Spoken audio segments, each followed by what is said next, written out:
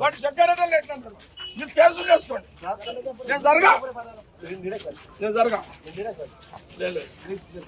Rigging చేస్తున్నారు అంటే rigging చేస్తున్నాడని చెప్తే నా క్యాండిడేట్ గల్లవట్టి నొక్కాడు.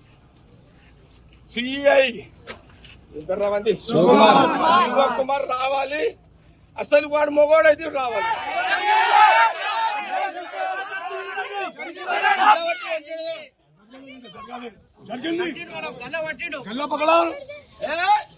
సిఐ నాకు తెలుసా, పోలీసు నాకు తెలుసు, సిఐ టీఆర్ఎస్ లో నాకు తెలుసు.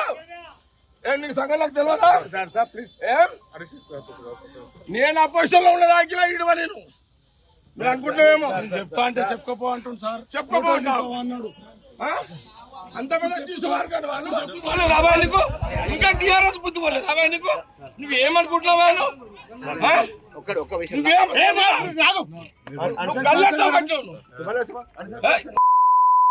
లాండ్ ప్రాబ్లం నువ్వు క్లియర్ చేసుకున్నావు.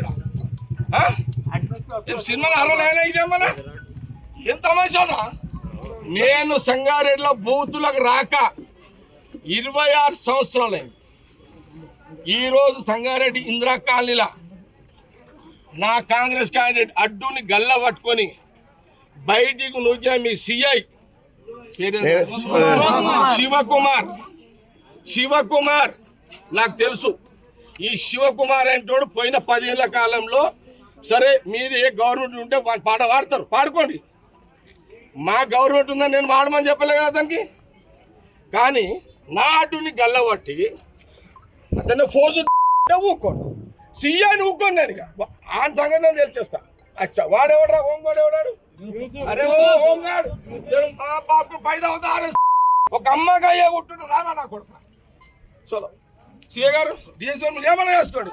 నేను దగ్గర టౌన్ అంతా ఒక్క సీఐ చేసిన కదా 26 ఏళ్ళ తర్వాత నేను వచ్చినట్టు. నేను ఎంత కోపంలో వచ్చినో ఆ సీఐకి బుద్ధి లేదు, రోషం ఉంటే మీరు పక్క జరగండి. వాడు రివాల్వర్ తీస్తాడా నేను వాడు తెలుసుకుంటాను. లేదు నా కోపం ఇప్పుడు చూసినా ఇట్లా మీరు ఒక సిఐ నీ సిఐ అతను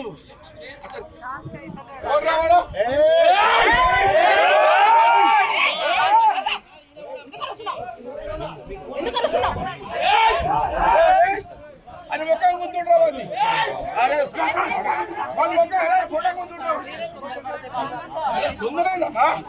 అరే ఒక బాధ్యత గల సిఐ ఒక క్యాండిడేట్ ఒక సిఐ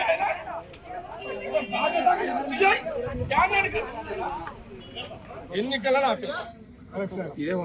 నేను ఆపేమని చెప్పేస్తా.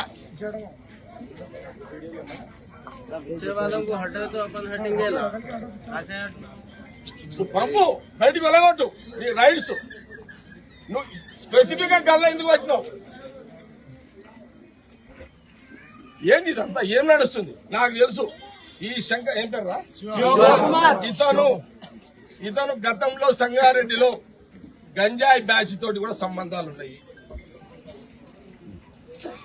నేను ఇంకా 2 సీఏలు ఉన్నారు నాకు తెలుసు.